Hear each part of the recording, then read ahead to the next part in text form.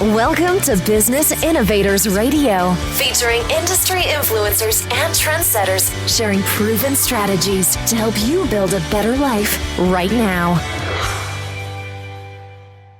Hello and welcome to this episode of our show. This is your host, Keith Doherty. Today our special guest is top real estate agent Jim Prange of Premier Sotheby's International Realty based out of Marco Island, Florida. Jim has been selling real estate full-time since the age of 18, which is back in 1976, and he's been recognized by RealTrends in the top 250 real estate agents in the nation. He is an all-time Marco Island sales leader for properties in the $5 million plus range, as well as all-time sales leader for Hideaway Beach and Key Marco. November 2016 will mark 40 years as a full-time realtor. As an expert in Marco Island real estate, Jim has been quoted in various publications like Variety and Pinnacle Magazines, the New York Times, local newspapers, and TV specials. He has sat on multiple top producer panels for Sotheby's International Realty, Luxury Home Institute, and Christie's Great Estates, and he was a featured speaker at the 2010 National Association of Realtors Convention in New Orleans. His national and international exposure has led to the attention of MTV, Fox News, MSNBC, HGTV, and the New York Times. Jim's daughter, Nikki Prange, works with him and is a fourth-generation realtor, and she's been selling full-time since 2005. Known for their discretion, they have had extensive experience working with international and Fortune 500 CEOs, celebrities, and professional athletes. These opportunities have recognized them as leaders in the luxury home market and have resulted in multiple referrals nationally and internationally. All right, with all that said, Jim, welcome to the show. Thanks, Keith. I'm happy to be here. Hey, Jim, if we could start for our listeners, what led you into real estate? Was it something that you always knew you wanted to do, or did you maybe stumble into it? You know, in our family, it wasn't a lot of choice there. My grandpa and my dad, grandma, uncle, everyone was in real estate as of the early 1960s. In fact, they had the first RE/MAX franchise in the state of Indiana. So I graduated high school and became a full-time realtor at 18. So it sounds like you were kind of just raised up into it, and this is what you were going to do. I started going on open houses with my dad and appointments probably when I was about 10 years old. Excellent. But, yeah. And Jim, what personal attributes, traits, or qualities do you think have most contributed to the success that you've had in real estate? You know, I'm a real positive person, good sense of humor. I'm not afraid to go out on the phone and talk to a stranger. I'm not afraid of rejection. I don't like it, but I realize the more I try, the more I succeeded. So starting at 18, I was too young to lie. So I learned right away it was really important to be truthful in this business. And when it comes to product knowledge in my area, I'm probably the number one expert. I've been working Marco Island since 1980. I sat in the trailers when they were building a lot of the condominiums. I was director of sales at Hideaway Beach when I was 25 years old. So I can still remember sales prices and floor plans and everything from the early 80s on up to today.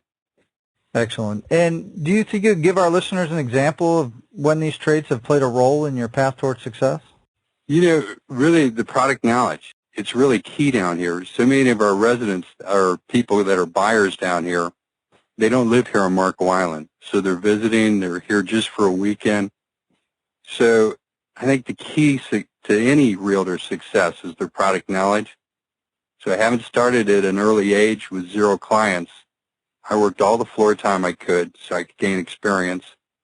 And during the first couple of years after I moved to Marco, just memorizing the floor plans, the square footage, market stats, it really helped me to have success at a very young age. And even though I was young, I overcame that with, just my knowledge and experience of the market. Excellent. And obviously, Jim, whenever somebody, builds a successful business, a lot of times along the way, there's bumps in the road. And, obviously, you, with your experience, you've gone through different market climates and things like that. Can you talk a little bit about some of the adversities and trials that you've had to overcome in order to achieve your goals? Yeah, well, first of all, it was my age. At 18, most people I was working with had owned more homes than I'd ever sold. So at an early age, I had to be good enough and confident enough to work with someone and just had the experience, the confidence. Other than that, I've also had to just deal with a number of downturns in the market.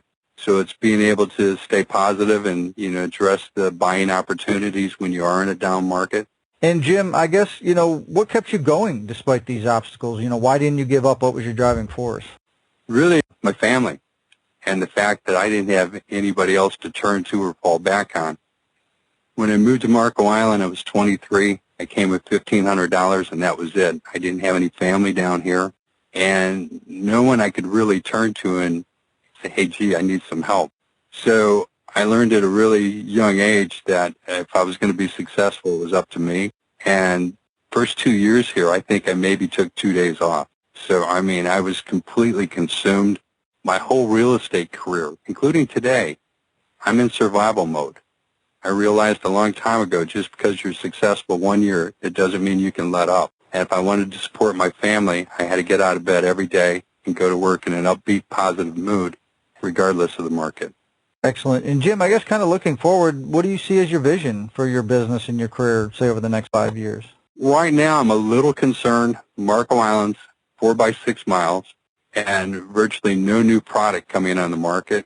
So where I've been really comfortable for 35 years working just Marco Island, I do feel to maintain our volume, we're going to have to consider going off-island for additional business. I've had the opportunity to speak at the National Association of Realtors Convention in New Orleans. I've been a speaker with the Luxury Home Institute, Christie's Great Estates, and Sotheby's. So I could see myself maybe becoming more involved with speaking or teaching on a national level. Jim, I guess, what do you feel is the best way that you market yourself as a real estate professional so that you can have continual growth? I think Marco Island, we've got over 700 realtors just here. So trying to set myself off as being a long-term professional, proven track record. Bottom of the market, 2007, everybody was walking around with their head down and shuffling their feet, and things were really tough. And it was at that point that I sat down and I started coming up with all the positive reasons somebody should be doing business at that time. And I came out with this report called State of the Island Real Estate Report, Deal or No Deal. And it went back and researched the last 10 years' sales histories of houses, condos, lots. It gave all the positive reasons why you might want to consider an investment in Marco Island. And it did remind people that the time to buy is when things are bad. Major real estate investors, the way they made their money was they were accommodating. They bought when people wanted to sell, and they sold when people wanted to buy. So I think it's just trying to keep up that professional image, to be honest with people. And I truly don't look at selling people. I look at helping them. And I think that helps me a lot, too. Excellent. And Jim, I think that sometimes when the general public looks at, realtors and real estate agents, that sometimes they don't fully understand everything that you do and the value you provide from both a buyer and a seller standpoint. What do you think the biggest misconception or myth people have about working with a real estate agent? First of all, I think we got a lot of people that look at real estate as being a real cush, high-paying job. On Marco Island, we've got fishing captains, we've got waitresses, we've got the bellman at the Marriott. So many people get into real estate because it takes about 10 days and $1,500 and you can call yourself a realtor.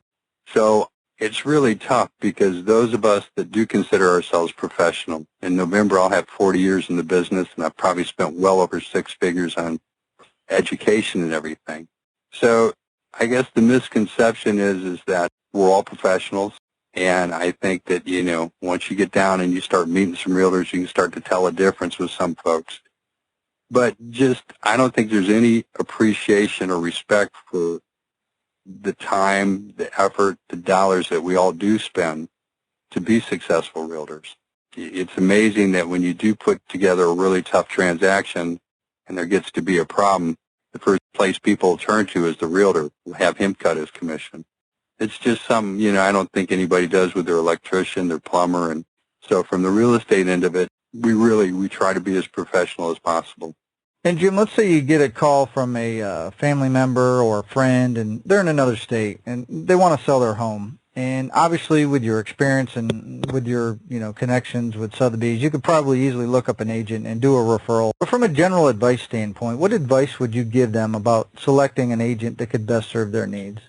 I think I'd have them ask some of their neighbors if they've had any success. If there's someone out there that they recognize that they like, I would Google the neighborhood or the area to see if there's any realtor that has a major presence. But bottom line, you'd want to interview the folks. You'd want to see their credentials, everything they would offer, their sales history, just, I guess, their reputation in general. Excellent. And Jim, obviously, as you said, and you're based out of, Marco Island, Florida. If somebody's looking for real estate services or an agent in that general area, what's the best way they can find out more information about you and how you can help them? They can always call me, 239-642-1133. You could Google my name, or you could visit our website. One of them is Jim and Nikki, nikki.com. But we've got several different websites, and if you Google, we'll come up with several different places where people could research real estate or research my daughter and I, who works with me.